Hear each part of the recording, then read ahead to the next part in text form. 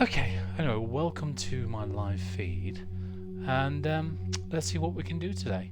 Now, as you can see, I'm working on this robin. It's one I started on before, if you remember, and on the last time I was live here on YouTube. And I thought this time, let's carry on with the robin and try and get some dark colours in there. So I'm just going to work on the belly for now, just try and get some darker mixtures in. This is a blacky blue, and this is a mixture of French ultramarine and lamp black. Now I know lamp black is any black is one of those things for watercolours. If you're a traditional watercolourist, you'd probably use red, yellow, blues to make a very dark colour. And different reds, different yellows, different blues create different dark colours. So there you go. So there's different ways of looking at it, really. There really is. But I tend to use black. I don't use it on its own, though. I tend to mix the colour with it, because at least that way, you know, the colour isn't too flat or too bland, so it just has that little bit more interest to the colour. So I'm just zooming into my photograph in front of me at the moment. Now hopefully this video is less sticky and jumpy than last time round. It was very jumpy last time when I kind of filmed the start of this this robin painting. So it's very, very jumpy. Now if you've got any questions you want to ask, then please fire away, let me know. And I'll try and kind of reply to you live on air once you've got me here for the next half an hour or so. Don't know, we'll see how long I'll stay for. Right, I'm going to overlap some of these lines in places as well. Don't want too much around this side because it gets quite pale around there. Also fairly blue as well. Right, who we got on here? Let me have a quick look. Julie Breeden, hello there. Good afternoon. I shall be watching this and making a batch of cheese scones in the same time. Oh, I'd like one of them, thank you. Who else we got? Guys, well, I'm hungry. I'm not surprised, so am I. MB, hello everyone. And guys, hello MB. There you go. Right there. Welcome everybody. So welcome along. I say I'm just sat here painting away, and I thought, well, why not? We'll just go live for a bit and just see what I can do. Just a little bit of fun more than anything on a Saturday at 25 to 2 in the afternoon here in the UK. So if you're watching elsewhere, then you know what time we are here. There's a little bit of cerulean blue I've mixed there within this kind of very weakened down blacky blue. Just want to put a little bit around here actually, just get some extra texture in there at the same time. Just a little bit more texture. Probably a little bit more around there as well. I'm trying to blend this together gradually, but when I add the white paint over the top, which I will be doing, because the robins I know are very white chested, but I need that dark colour underneath, just so I can show the light over the top. A little bit more. Trying to see where that goes to. So that's going to overlap a little bit around there. Where's the wings go? Probably around there. Now, we had a stall event a couple of weeks ago, and we kind of sat and painted at the stall. So I worked on this one while I was painting there. Just a little bit of fun. And just tweaking that into the orange colour.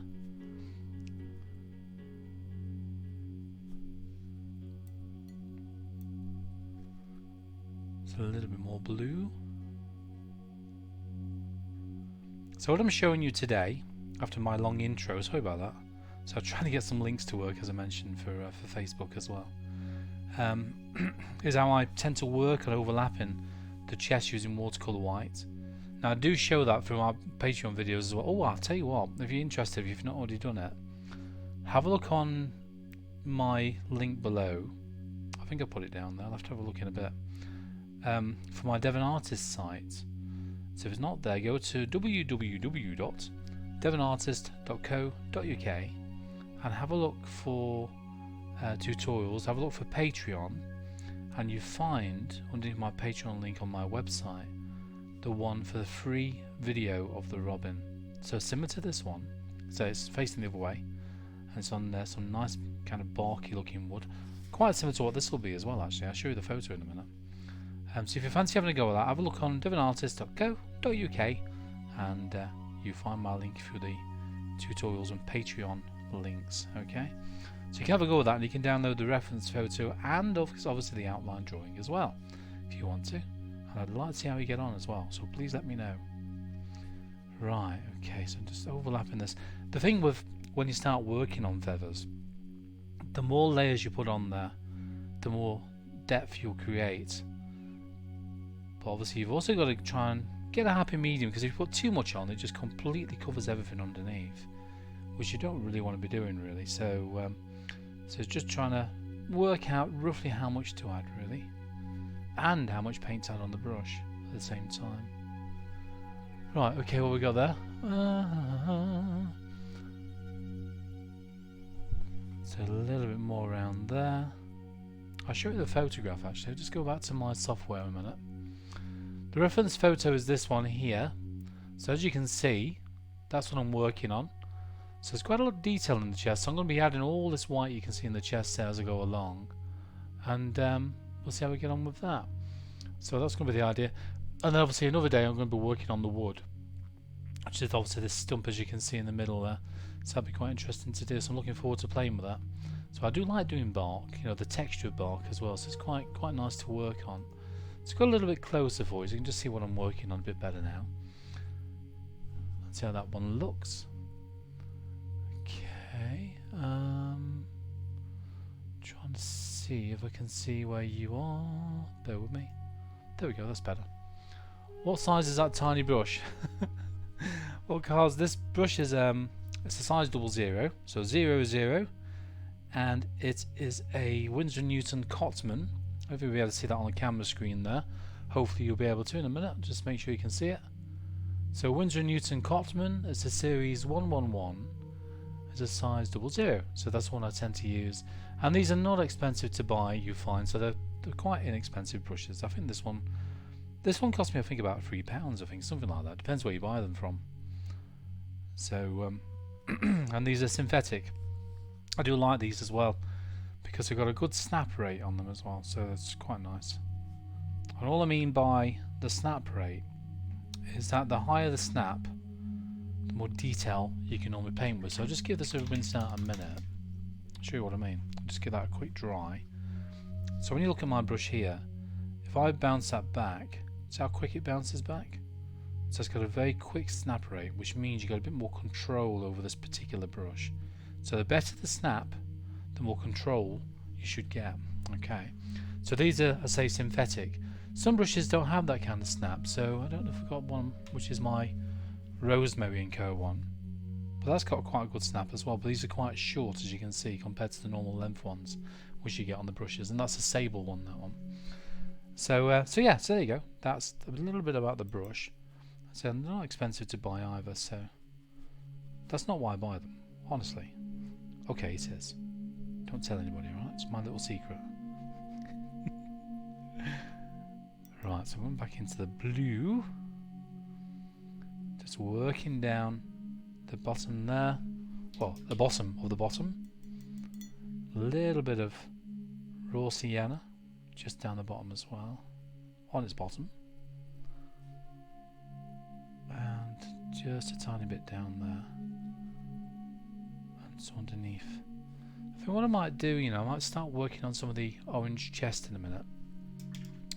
The thing is, when you work on a stall event, you can't really concentrate on the painting that you're doing, can you? You know, you're trying to, but obviously you're too busy talking and saying hello to everybody and being pleasant and all that kind of stuff, which is quite nice, you know, it is nice, of course it is. But you don't get a lot of time just to sit, relax and paint. And I can do that while I'm talking to you. I can do that while I'm talking to my members on Patreon. So I quite enjoy it actually, it's good fun. So I want to build up some of the layers just underneath the side of the head here. It's where the wing starts coming down. So gradually start to look at this, because now I can sit and relax and look at the photograph properly. I can start to really pick out some of those finer details within the photo. And there's quite a few in there. And the finger detail as well, you can add as much as you want. And also, the other thing is that if you don't get it right, who's going to know? Nobody's going to know other than you. Unless it's it looks terrible, unless it's got 2 heads or something like that. Nobody's going to really know, you know. So if I put 1 extra feather in there, you won't know it's right or wrong.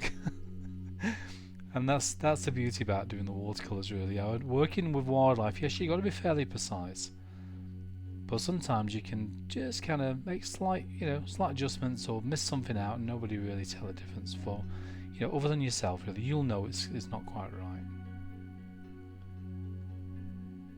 So adding a few more tiny ones. Just trying to do some cross lines now. Just a little bit of burnt umber and lamp black, just to bring these through. The burnt umber just warms the feathers up a touch. It's not that brown really. There's more of this kind of raw sienna look. So what I mean by that, this is the raw sienna, which is that one there, and that's what you find, as you can see, within the feathers. And they tend to vary with different photographs in different light, and so you can never be exactly the same as well, they're not always exactly the same, are they? They all vary because of the light, because of the photos, because of the camera.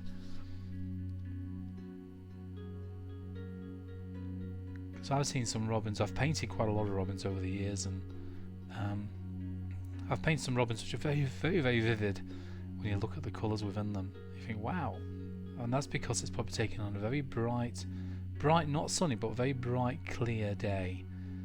When the camera has got a very low ISO setting and it's got all the the ability to take the most sharpest and detailed and colourful photographs, compared to light today, very overcast and miserable, which isn't very nice, a bit damp here in North Devon, so not very nice, which is why I'm glad I'm indoors painting and talking to you. Just add a few more down there, and branching that into here as well. And just a few more. So gradually building this up. I always look forward to getting the white paint on, as daft as it sounds, because when you add the white paint on there, it really kind of makes it pop, makes it come alive a bit more. And you don't often find robins with a black chest. Got a black belly, not normally. No, that's okay, Cars, no problem at all. You're more than welcome. Right, how does the video look today? Is it jumpy? Does it sound okay? I don't know. Please let me know. So I need to know what it's like, because I've got no idea. I'm just going to try and find something in a minute. So I've got no idea if it sounds okay or not. Okay. So talking about brush sizes, by the way, what is your favourite brush size? Which one do you prefer to use? Do you like to work in fine detail, or do you like to work in kind of large washes and much more kind of creative with the detail you add within the paintings? So what kind of brush size is your favourite brush size? Please let me know. Put your comment down below. Write it on the back of a stamp and send it to me. No, okay. But put your comments down below. That'd be great. Thank you. So just adding some more burnt umber and lamp black again. More to add a few extra details within the feathers on the head. You can see how fine these are going on now. Very, very fine. Let's have a quick look. Okay, thank you guys. The video is smooth so far and the sound is good. Thank you. Thank you very much. It's very kind of you. I've noticed as well there's a bit of a patination on the top of the head here. So I'm just going to try and pop that in. Just a little bit there. What you've got to be careful of when you're painting feathers or fur is you don't want to make it look as if it's too combed, as if it's just gone to the hairdresser, That's something I don't do, for obvious reasons.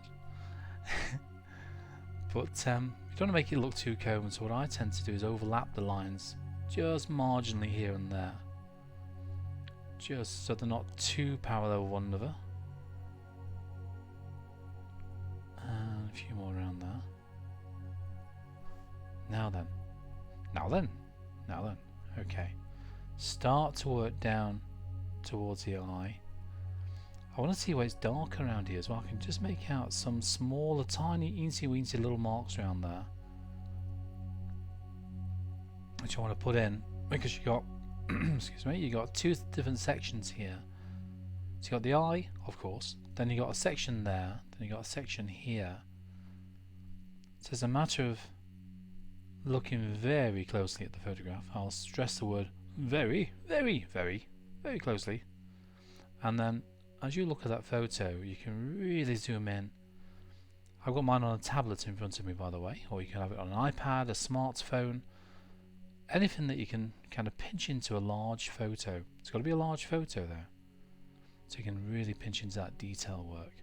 And it's obviously got to be a very detailed photo, of course, otherwise it's a bit pointless trying to pinch into it.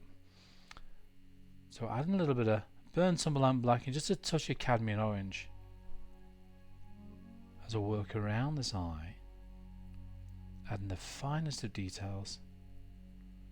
So I'm going to get slightly darker now. We'll add a little bit more of the orangey colour in there in a minute, and that'll be a mixture of lemon yellow, scarlet lake, and probably a touch of alizarin crimson as well.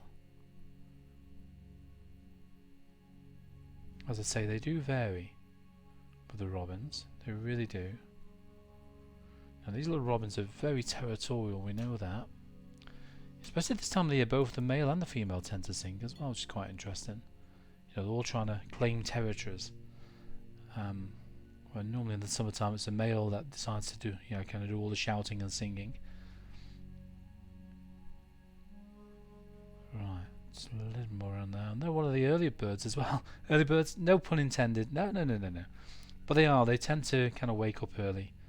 Kind of related to the blackbird in a sense, because they've got very large eyes, so they can see more in dull light. So they tend to wake up much earlier than most kind of garden or, you know, general birds here.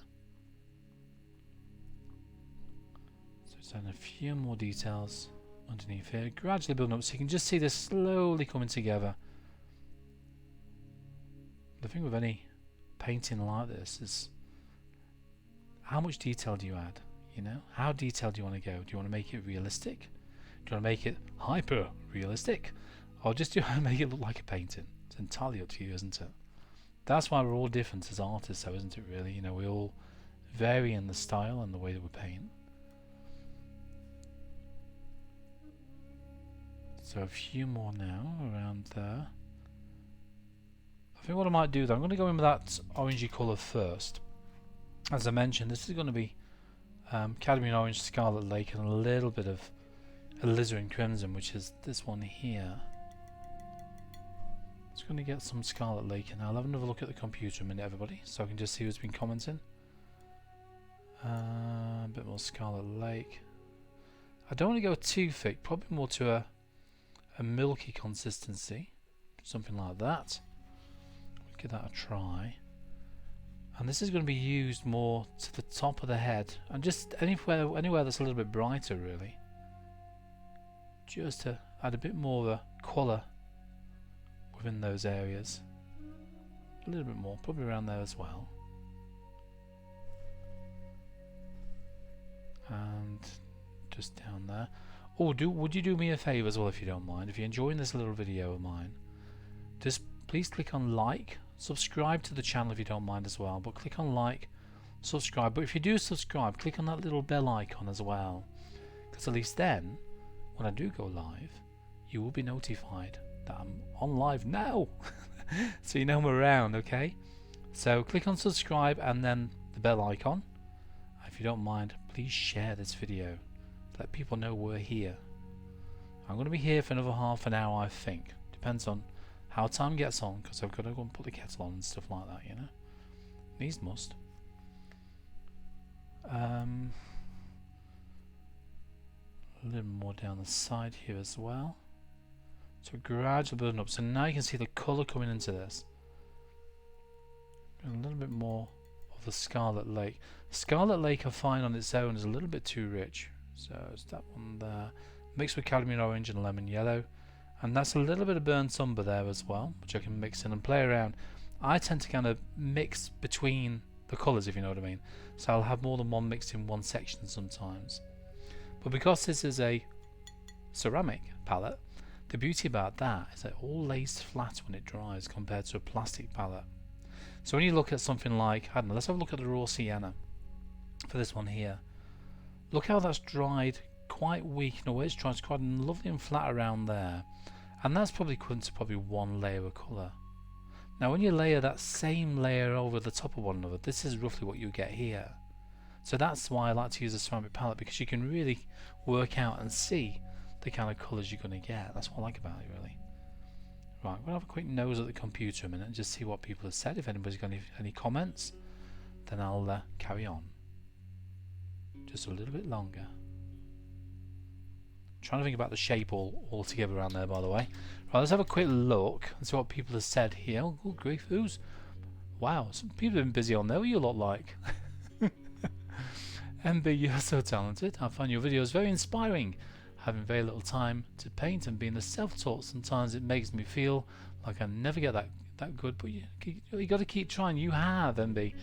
You definitely got to keep trying, because, you know, I started painting, let me think, I'm now 50, I don't mind admitting that, and I started painting when I was 11 years old, in the Derbyshire landscapes with my uncle Peter Hopkinson, who's also an artist, and that's when I started all them years ago. But yeah, it's all down to practice, really. You know, being self-taught or you know, gone to college or anything like that. I've never been to college for my art. I've always completely self-taught, but over many years.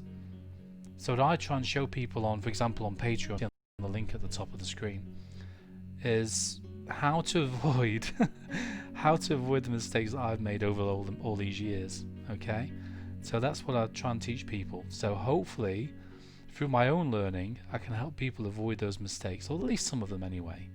And that's what I try and teach people as well. So, but yeah, you will get better. Just keep trying, practice, and try and get the right tuition. I'm not saying me, you know, just practice and watch some YouTube videos or anything like that, and learn from those. Okay, and if you want to, have a look at that free Robin tutorial I mentioned earlier on my website, so you can have a look on that. If you're not sure, just put a comment down below.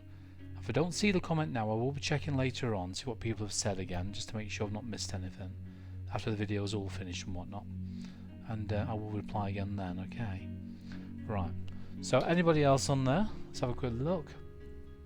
And Bebo, sound and picture are nice and clear, thank you very much, guys. Excuse me.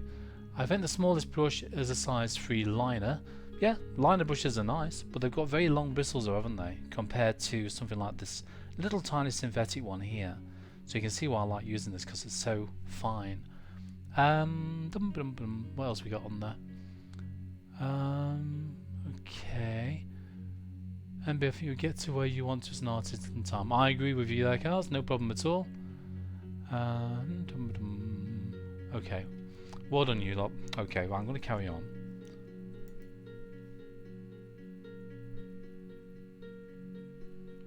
Few more down there. I think watercolours as well, there's such a variety of different manufactured watercolours on the market, isn't there?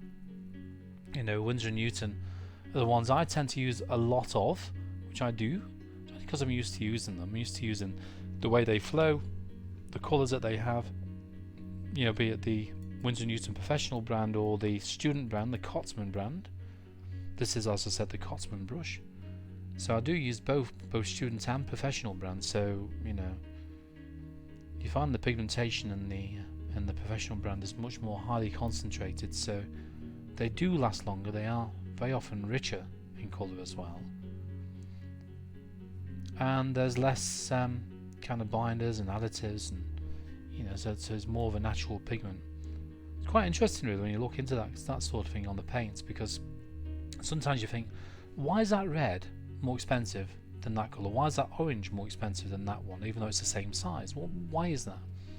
And that's down to the the pigmentation, the pigments they use, the powders that they use. Some are natural kind of ground ores, if you wish, that they find, that they use, which are obviously quite expensive to use for that colour, which is why they very often cost more.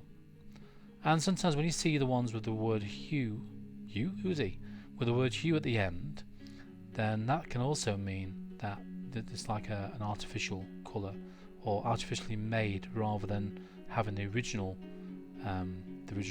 colour added in there from the natural rock. So that'll give you some rough idea anyway, without going too deep into it, how it all works. So I'm just gradually layering this up, on yapping away here. Trying to see what it's like around the head here. I'd need to go that little bit darker, just in places here. Now every layer of the same colour will get darker and darker and richer in colour. So it's all about gradually building up as we go along.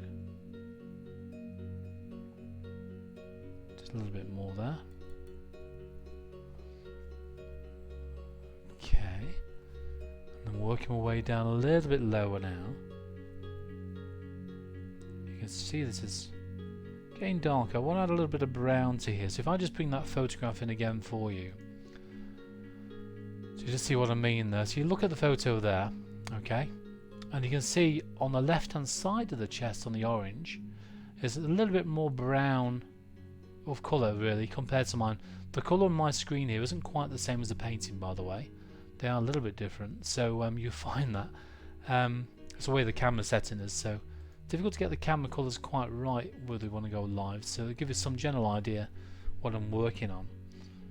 So I'm going to go for a little bit more brown now towards that one side. So the idea will be is to add a little bit of the orange, which I've mixed from Scarlet Lake, cadmium orange and lemon yellow. It's a tiny amount of burnt umber, and I'm going to bring that out and give that a try and see what that's like. I don't want to go too brown. Just a few suggestions here and there. It's just going to change the flavour. Oh, that's very arty, isn't it? Flavour. Oh, can't say that too much. I tend not to talk in arty jargon. That's not me. I just like to paint. So I like to explain things in the simple way that I like to understand them, okay? I'm not trying to call everybody else simple by far. But give you some ideas the way I tend to work. So I tend to work with my I think that's why my members on Patreon like that as well, because I don't go into all this arty jargon too. I'm not into any of that really. I just like to sit, relax and paint and show you the way that I tend to do it, and that's the way, I think that's the way to learn, in my eyes anyway. There's different ways, I know, of course there is. If you want to learn all about art history and different terminologies and words, no, not for me, I'm afraid. Right, so just working my way back up to you, babe. Sorry, working my way back up the top. Can't resist it. Now these are little sections underneath the beak here as well, but I don't want to just paint straight lines in. I'm going to use tiny little marks just to add these little areas in here. And they do go underneath the beak actually, so I'm just going to extend those underneath there. And then increase a few more around the eye. I'm getting there now, getting there. I'm working on the chest soon, well on the belly actually. And we're switching to watercolour white. Honest, I know. A little bit of watercolour white, well, quite a lot of watercolour white. Which I'll show you very shortly. Just want to get this part done first. And just a little bit more around there. Okay. Right, so that's that so far. How long have we been on? It's been on for 32 minutes. Yeah, okay, well it's coming on, it's coming together. Let's have a quick look. Right, what I'm going to do, I'm just going to tell you what I'm working on at the moment on Patreon. Just to give you some ideas. Okay, a little bit of an advert, so bear with it for 2 minutes. But give you some ideas on how I work as well, and how I put on my videos together, and how something like a fox, for example, which is this month's project on Patreon, how that goes together from the start to the finish. It's only over 2 minutes, so just bear with me and just enjoy this while I just kind of cough and splutter a little bit in the background, okay? See you in a minute. Okay, we'll start off by adding in the cadmium orange first of all. The kind of colours that you'll need before you make a start. Try and look at the shape as well, because where the highlight is at the top there, that goes quite high up, doesn't it? I can see on this side it's really bright, just kind of hooks around 11 o'clock down to 5 o'clock sort of direction. I'm trying to see where that goes actually, because that's more white around there. I want a little bit of this colour in there. Using the same colours, so the Indian red, cadmium orange and the burnt sienna to a milky consistency. It kind of gives you a tapered finish to that line because you're starting with a dot and then, from here. Because you always end up starting with like a little dot. Tiny little curls, barely touching that paper. Don't press on too hard. Alright, so I'm going to do the same now all the way around the other side. Let's have a quick look. I'm going to get my body to the side here so I can just see what I'm doing. Starts off around there and it ends, let's have a look, ends about there, starts around there. So, let's give it a go, barely touching the paper, and then lift gradually. That's one. Do the same again. And then lift gradually. If you're not going far enough, you can just catch the edge of that and keep going. Just kind of add a bit of a colour to it. 4 hairs to the top of the head there, or the side of the head. Just going to soften these down a little bit with a clean damp brush. So that'll do for now, and that's how I would paint a fox in watercolour. So if you feel this is something just for you, go and join my members on Patreon and gain access to lots of exclusive content and all the back catalogue of information and videos that you can have a go at painting straight away. Hopefully I'll see you there. Bye for now. Right, well there you go. That wasn't too bad, was it? So I hope you enjoyed that. That's just something to kind of show you what I work on Patreon, just let you know how things are going over there. It's been very busy actually. It's very, very busy. Got quite a few people on there now. And they've also got me there. There's only me. So there's me that you talk to all the time over there. Nobody else. Nobody's doing the typing for me or the video editing for me. It's all done by me. So there you go. Yeah, thought I'd mention that. Right, now are we ready for this? Let's get some white on the chest and also on the head actually. I might put a little bit on the head first. Now the thing with watercolour white, I tend to use this particular one, which is one by SAA, but there's different ones on the market. Just make sure you get one which is opaque, okay? This is what I want to tell you at the beginning, so this is what's worth waiting for, how I add white to it. Now opaque is the best way because that means it covers up much easier than having a semi-opaque or semi-transparent watercolour white. You can use gouache, or gouache, how do you pronounce it? Gouache or gouache? So you can use one or the other. And use that again to a fairly kind of creamy consistency. So I'm looking at something like this. Okay, and drag the water up and make that to like quite a creamy consistency.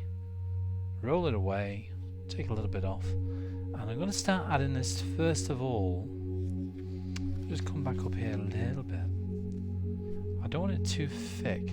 The thing with watercolour white as well, if you thin it down just that little bit, you'll find it will fade as it dries, which I like actually when you don't want it too bright. So you can just add a little bit more water to it and it will fade as it dries. Just down there like that, and a few more around the top of the head. I don't want to add too much to the head itself because they could completely cover up everything underneath.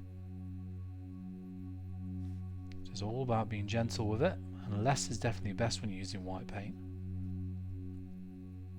Now people have asked me in the past, Paul, why don't you like reserve the white of the paper, which is obviously the traditional way in watercolour, which is fine. Because I do so much detail, trying to reserve the white of the paper would be very difficult. You can use masking fluid if you want to, but to be honest with you, even then you'd have to use some very, very fine detailed masking fluid work and eventually take it off. And sometimes a painting can take me 3 or 4 days, and masking fluid, I don't know, I don't like leaving it on more than probably a day, and then I'd like to take it off after that because it can sometimes damage the paper. So there is that way as well, so it's well worth bearing that in mind. So putting a little bit more around just above the eye here. You can barely see it, I know. But it's quite bright. If I get some test paper, don't know if there's anywhere bright in it. Oh, this is another technique, by the way. You can see that's using like a milky consistency white, and when I go creamy, that's creamy. See the difference? So adding more water makes it fade back. So that's really handy, as I say, for when you're working in an area that doesn't need to be really, really bright, but you want a little bit of lightness in there. So say, for example, I was painting a dog portrait, or cats, or white cat. Let's say a white cat. Meow.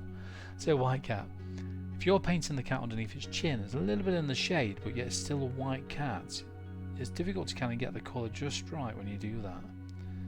So just weakening that white down will show there's a white belly, or white chest, or white neck, but yet it could be dull in colour. So it can look like it's a little bit more in the shade. There you go. A little bit about watercolour white and how I tend to use it. Do you use white paint? Is it something that you've tried in the past? Have you ever had a blast with white? Let me know.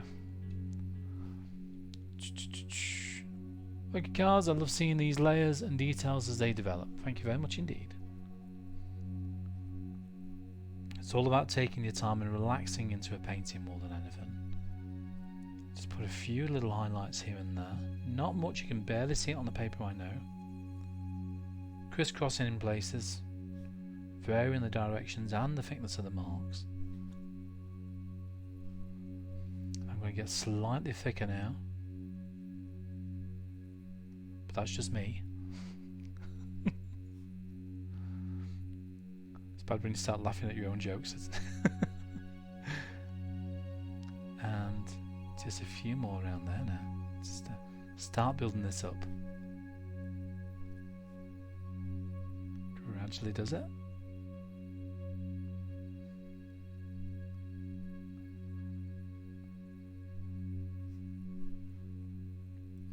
Now the paper I'm using, by the way, if anybody's interested in knowing what I'm painting on, is Bockingford, and it's one which I have used for many years, and I quite enjoy using it as well. It's got a nice kind of water retention. The way it works, it's just something I've got so used to over the years, and it's a mid-range paper really. It's not really mega expensive, and it's not the cheapest of cheaps or anything like that. It's like a middle of the road paper, and it's quite nice.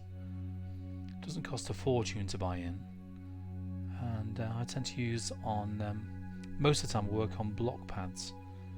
So if you don't know the block pads, all they are just pads that are glued all the way around the edge. This one is, by the way, bar one little section where you can slide a palette knife, or I like to use a guitar pick to kind of slice off take off that sheet of paper. So you just take it all the way around the sheet, so that an angle all the way around, and you can take that sheet of paper off, which is quite handy.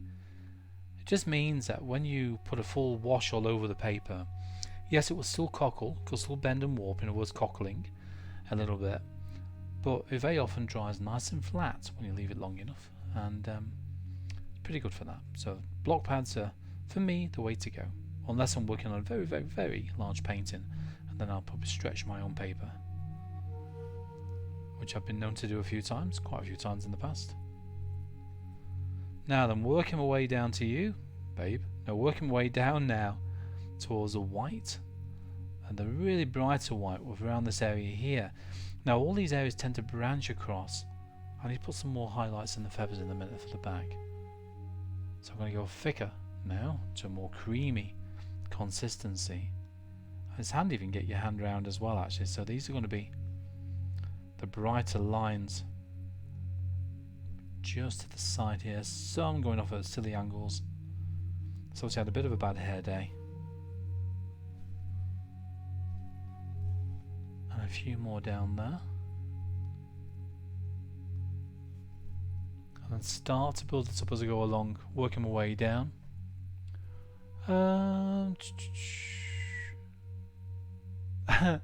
Yes, I am, MB. I'm adding the white in now. I just yeah, this is a watercolour white, yes. Yeah, you got it. So watercolour white, and as I say, just adding it gradually over the dark layer up underneath. All these dark details will still show through to a certain degree, but I do want to make sure that I don't want to cover every single dark area up because it's a bit pointless putting it in there in the first place if that was the case. So gradually overlapping, varying the line widths and depths, and elongated crosses is the way I tend to say it to my members on Patreon as well. So just make the crosses long but slightly overlap them. So for example here, instead of going parallel like that, the lines are slightly overlapped as I work my way down. Just going to get some more thinner version, some more of a milky version now. So before I start working down there, I'm going to just add a few more around here now, just to highlight some of the areas more to the back of the head and top of the wing and all that. Just a few around there. What I'm trying to do is show the shape all the way through as I'm painting. So long we've been on, by the way? 43 minutes? That long already? Wow. Okay, that's it going now.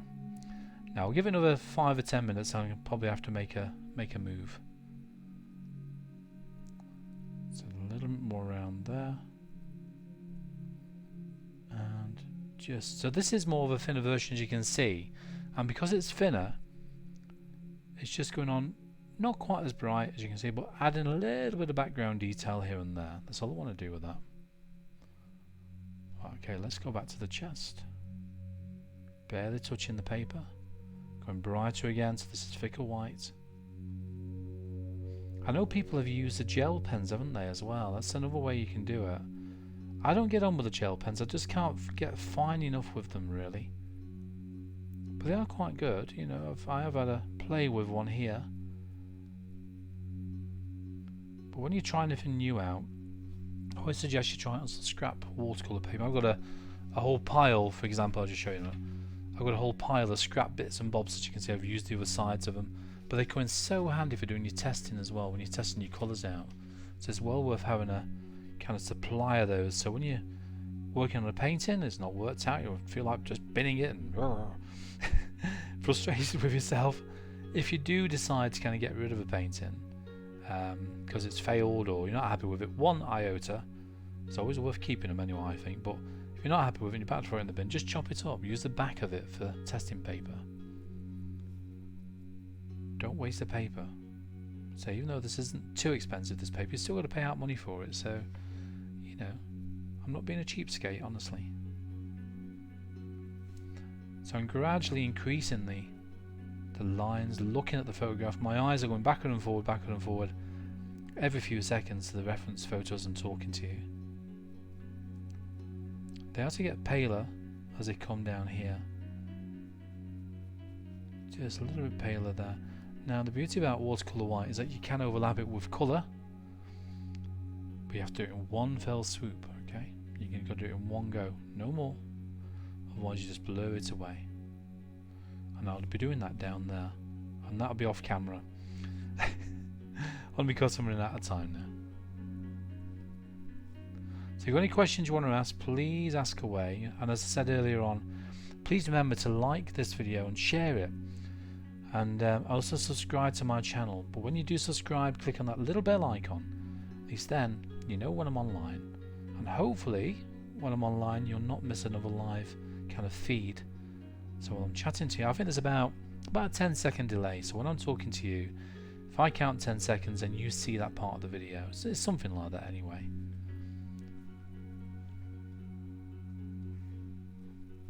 Alright, so a little bit more around there. Again, I'm looking at all these overall shapes here, but I'm barely touching the paper.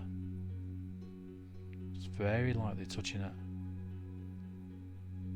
And gradually building up these details as I go along. There's some white in there as well, so it's going to add a little bit in there. And this is where you can really branch over the difference between the orange and the white now, so I can really break up this hard edge. See how this edge is quite hard down there, but that's what I'm going to work on all the way around. The front of the chest is much brighter as I get down there, which I will eventually get down that low. Just working my way down this little section now.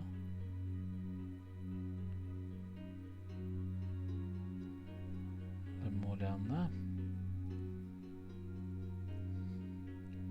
I've got one last question for you, actually, I just thought of. One last question. So many questions during this video today. Out of all the things you like to paint, I like to paint wildlife, obviously. Birds being one of my favourite, obviously. I like any wildlife really, but I do like painting birds. For you, what's your favourite subject to paint? Doesn't have to be wildlife, it can be anything really. So please let me know. Post it in the comments down below. I'd like to hear from you and I will reply, you know very well I will. As soon as I kind of see the comment, if it's not today, it might be tomorrow. We'll see. So what's your favourite subject you like to paint?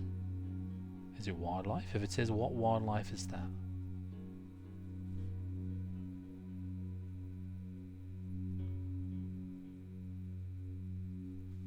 Okay, and I think time is about up. So I'm going to say goodbye to you all. Seahorses, hello Julie. Oh, I'll give you 2 minutes. I'll give you 2 minutes to reply, everybody, alright? I will check later on anyway. Alright, once the video's all uploaded and rendered. Seahorses, they're lovely, aren't they, seahorses? They really are. I've painted a seahorse as well. Long time ago. But I have painted one. Lovely little things, they really aren't they? Just a few more around now, I think. I feel I could stay here all afternoon and talk to you and just relax and paint. But I do have to go. Right. Now then, I'm going to say goodbye. I'm going to say thank you very much indeed for watching me today and for following me live. And if you're watching this on catch up, then please still comment. Okay?